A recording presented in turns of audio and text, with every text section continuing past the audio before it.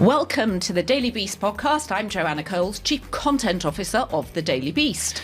And surprise, I'm Isaac Mizrahi, Chief Content Officer of filling in for Samantha Bee, who I might lock in a closet for a few weeks because I love you and I want to be on this show a lot. So good. Well, you're very welcome, because Sam is on the road this week for her live How to Survive Menopause, and Isaac was kind enough. And to I have fill already in. Survived menopause, so Oh, you have. I am Well, I here. was going to say you living look very proof. good. Sam is in the throes of it, and I have survived already. Okay, good.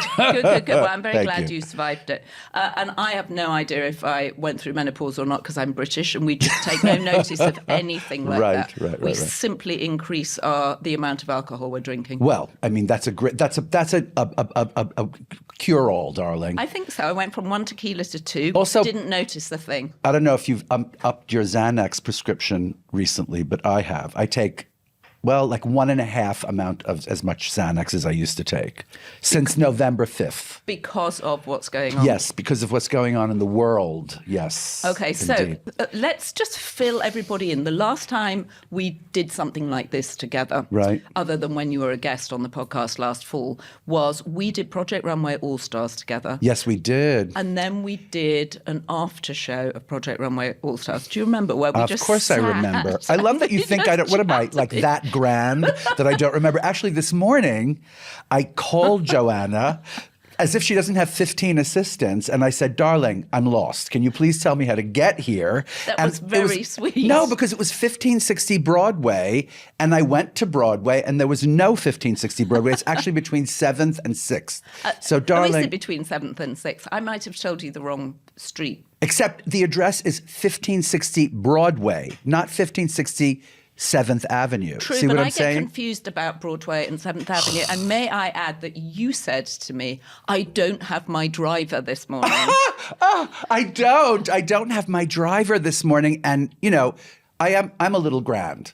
You're very think of me as darling, think of me as the Andre Leon Talley of the Jews. And then you have you're starting to understand. I want everybody to be able, in fact, we should raffle off 4 people a drive with you in your car. Because you have a custom interior BMW, I believe. It is so spectacular. A Mercedes, yes, sorry. Darling. I knew it was German.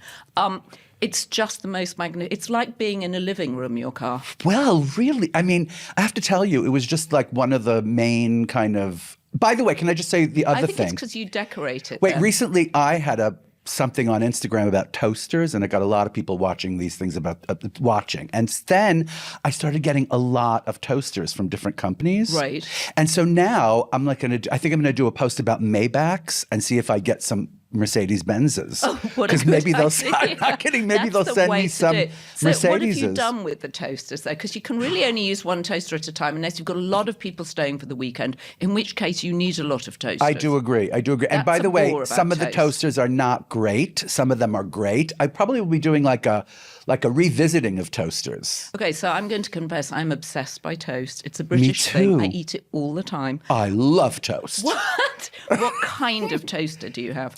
Well, I have several hundred, but I do have this wonderful thing. I think it's it's a Smeg. Oh, I have a Smeg toaster. Except the thing I went on about was the fact that the slots are made for like square bread, which I don't know about you, but I don't use Wonder Bread, okay? No, or not. Japanese fabulous square bread. Right. You know that square bread that you can get in Japan and also you can get now in Japanese markets? Only it's you like would square. know about square Japanese I love bread. it, but I don't use it as regularly as I use, for instance, like, I don't know, a boule that's been cut up. Of course, from Levain. Or from Cinderella, or from, what is it called? Bread Alone. Bread Alone. That's a very good brand Bread of Alone Bread is very Alone. good. Yeah. Although I have a Levain bakery around the corner do from me, you? so I Okay. get the boule there and then I cut it myself. Do you? Yeah, because I don't like the thickness of the slice they cut. I like to do my own. Labor intensive. I have the Smeg toaster, which is the Union Jack. Okay. With the Union Jack on it. So good. That's a lot going on in your kitchen. Because I like white things or stainless things Well, I or have white the white things or stainless kettle. things. I have the white Smeg kettle, but I do have a Union Jack toaster. It's just a little flash of colour. Little something, just to remind reminder of whence home. we come, Yeah, exactly, of the from old whence country. whence we come. From whence we come. from whence we come. All right, so we have a special guest today. Yes, we do. Before we tell people who it is, could we why didn't you design the spacesuits for Lauren Sánchez and her gal pals? Oh, well, you know what? By the way, that is an hilarious thing that they just did, right? But who was that? That was like... Who did that? Who sponsored it? Should we say who sponsored it? I think Blue Origin sponsored it. Okay, I don't even know what that is. Blue Origin is Jeff Bezos' space company that is in competition with SpaceX. They're both trying to revolutionize space travel. Okay, well, I don't know. I found it a little bit sort of. How did you find it a little bit tone deaf about women or something? A little bit. I hated the way they presented I don't know, it. maybe. I mean, it was a girlfriend's getaway for 11 minutes, wasn't it? And the first all-girl blah blah in space, really? Yeah. And it was 15 minutes. Not and even. And they all came down and literally kissed the ground. Yeah. Which I understand, but I mean, come on, that's dramatic. That's I kissed a drama. the ground after I'd taken a JetBlue flight. Me too. Like miracle that we've landed. Anytime I land back in Kennedy Airport or LaGuardia Airport, I kiss the ground. Well, you can kiss LaGuardia Airport more than you can kiss JFK now, because it's so much better than it used to be. And yes, we have Andrew Cuomo to thank for that, don't we? We do. Was that a segue? Are you segueing? I love a segue. I love a segue. We do. We have the former governor who's here because he's running for mayor of New York City. Wow. Yes. So now I have an intro to read. Okay. Which is that he's running for mayor. And given that he's already had the most senior job in New York politics, is he slumming it? Or is he looking for a platform for which to run for president in 2028? Boom. Mic drop. We have so much to discuss, Isaac. We have so much to discuss. Are you a recovering Cuomo-sexual? Do you remember that whole moment? I do. Yes. I mean, listen, he could get it. He could still get it, actually. You know, right? What does that mean? Oh, that means he's fetching looking. I think he's a good-looking guy. I think Andrew Cuomo's a good-looking guy. And that helps in politics. Yes, I do. I think it helps in politics. I remember a long, long time ago, John F. Kennedy Jr. had a magazine called George. Yeah, remember that? And he commissioned me and Cindy Crawford, and we went into his office and he showed us these slides. We kind of did this hilarious thing about how politicians are supposed to dress.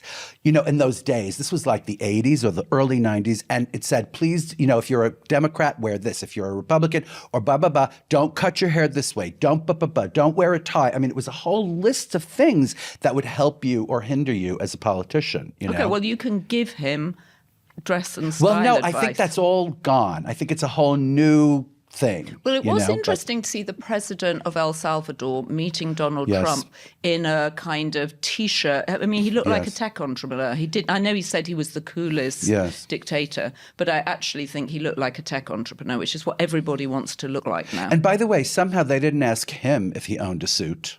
No, why was that when they asked Zelensky? Yeah, that's what I'm saying. They didn't ask him if he owned a suit or whatever, right? I just thought that was appalling. Well, everything about that is appalling, right? Well, you can ask former Governor Cuomo what style tips he needs from you. Either that or what he's going to do to help the whole situation in the entire world.